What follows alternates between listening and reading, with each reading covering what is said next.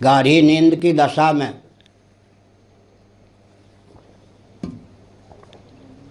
किसी को मृत्यु का भय होता है क्या?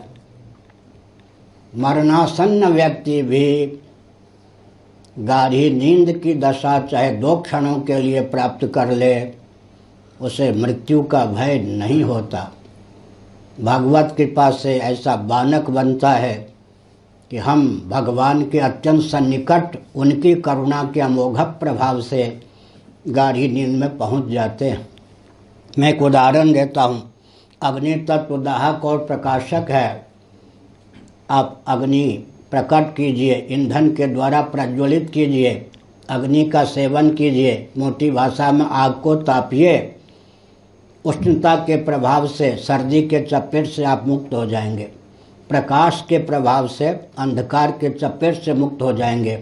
जैसे दाहक और प्रकाशक अग्नि तत्व का सेवन सद्य फल देता है, वैसे ही गाढ़ी नींद में जो सच्चिदानंद स्वरूप भगवत तत्व है, उसके सन्निकट हम पहुंच जाते हैं। हाथ कंगन को आरसी क्या हमने बताया। गणित की दृष्टि से विचार करें तो कम से कम 3/4 मौत का नाम सज्जनों गाढ़ी नींद है।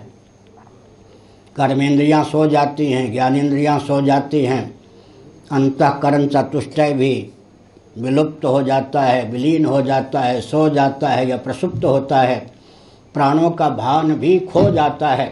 तब हमको गाढ़ी नींद सुलभ होती है। 3/4 से अधिक मौत का नाम गाढ़ी नींद है। उस गाढ़ी नींद की अवस्था में भी हमको मृत्यु का भय नहीं प्राप्त होता।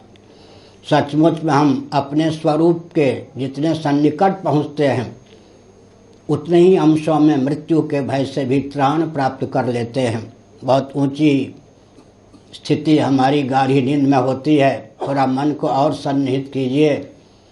सर्दी की पहुंच गाढ़ी नींद में हम आप तक होती है क्या? ठंड लगती है क्या? गाढ़ी नींद में गर्मी की पहुंच हम आप तक होती है क्या? भूख की पहुंच होती है क्या? प्यास की पहुंच होती है क्या?